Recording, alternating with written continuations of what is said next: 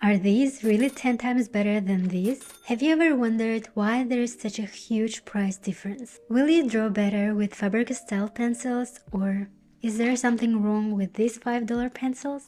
Let's find out. Hi guys, my name is Kate. I'm an artist and recently I've been really into exploring new art supplies like gouache, acrylic markers, colored pencils, so welcome back to my YouTube channel.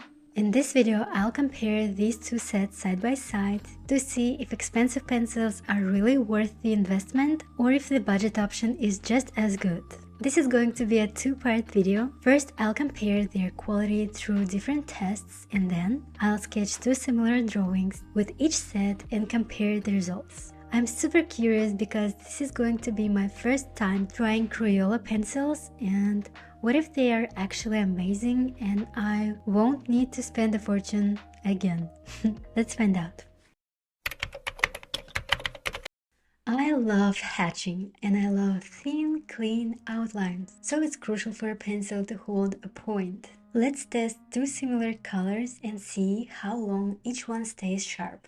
I have Faber-Castell Fuchsia here and Crayola Magenta. These are the closest matches in my collection. First, I sharpened pencils and right away I had an issue with the Crayola one. It wasn't easy to sharpen, I could hear and feel the wood cracking, but eventually I got a decent result. This issue never happens with Faber-Castell. Sharpening is usually smooth, and I've tested a couple of sharpeners and this one works pretty well. While I do these tests, let's talk about Crayola. It's a well-known budget option, and since these are wax-based pencils, I kinda know how this test will end.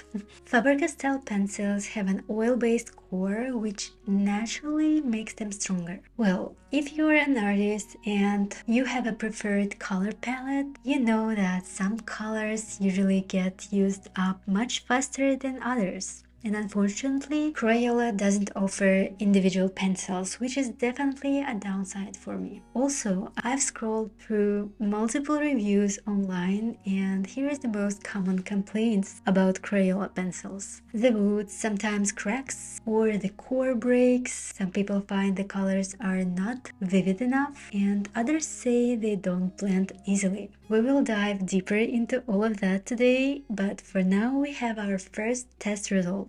Crayola performed really well, but it's clear that it struggles to maintain consistently thin lines like Faber-Castell. For the first hatching strokes, I rotated both pencils to keep the tip sharp. I don't mind doing that while drawing, but even with rotation, Crayola didn't get me thin, sharp lines. Faber-Castell, on the other hand, kept a finer point for much longer, and in general it's capable of thinner lines. Do you agree with me?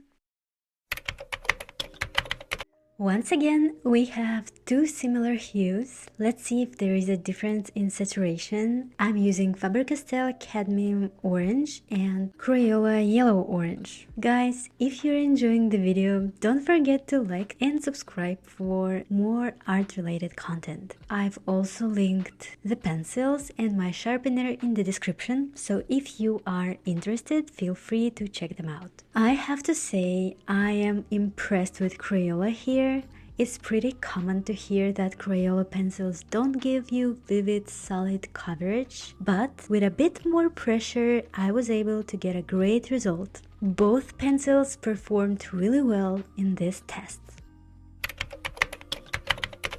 Blending colors and creating smooth transitions is something we all want in our drawings, right? Hopefully both brands can handle this task. I'll start with Faber-Castell here and tell you a little bit more about these pencils. I've used these pencils for a while and never had any issues. Out of curiosity, I've looked up negative reviews, and you know what? There aren't really any complaints about their performance. The only things people mentioned were missing specific colors in their 24 color set, or that the gold lettering is hard to read. Personally, I've never had these pencils break even after dropping them, and since individual colors are available, I can always always replace or expand my collection when needed. Let's start with the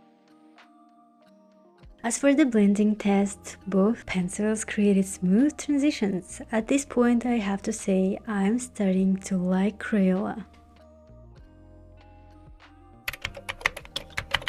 Like other art mediums, colored pencils have the superpower of mixing and layering. Even with a limited palette, you can still create a variety of hues by layering different colors. For this test, I'll apply thin alternating layers to see if I end up with a muddy mix or a beautiful green hue. This will also show how well the paper handles multiple layers and how deep the final color can get. In my opinion, Faber-Castell created a deeper, richer green. Crayola layered well, but I couldn't achieve the same level of depth. Do you agree with me?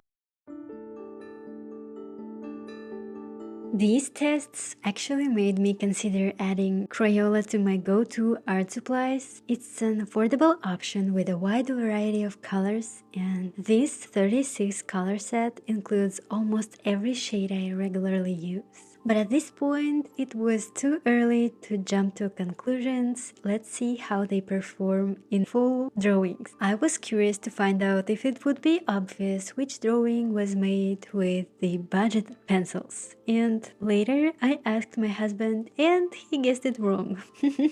Once again, I have to say the color selection in this Crayola set is amazing. So many greens, both warm and cool. But there was one thing I noticed right away. Not all the colors are equally saturated. Some hues look dull, and I really had to push hard to make them appear brighter. Another issue, these pencils don't allow for super thin lines. We already noticed that in the tests, and for me, that's a problem. I prefer small format drawings with intricate details, and I didn't even attempt to draw eyelashes here because it was almost impossible and I didn't want to ruin the piece. Did you know the color pencils don't erase as well as the regular graphite pencils? You can lift off the pigment but never completely.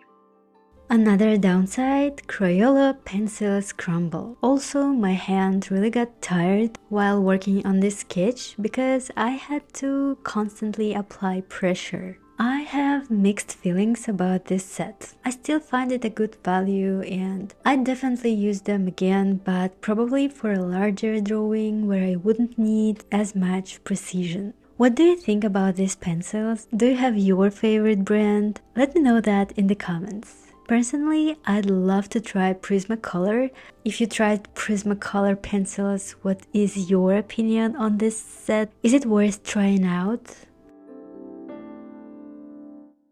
Alright, let's move on to Faber-Castell. Honestly, even though some people won't see any difference in the final result between these sets, there is a difference for me. I clearly see it. And drawing is not just about how the drawing looks in the end, right? It's also about the experience, and the drawing with Faber-Castell is simply a pleasure. You get consistent, predictable quality with each pencil, and I was actually surprised to realize that's not always the case.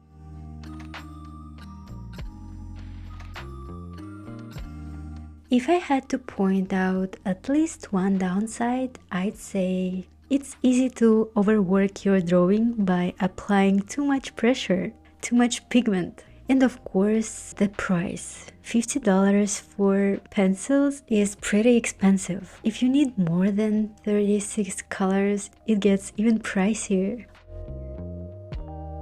Also, what I love about this set is the hue accuracy. Colors look exactly the same as they do on the pencil barrel, and it makes the process of picking the colors much easier. Today I reviewed kinda the opposites in the color pencils world, and for me now it's more clear why the price is so different.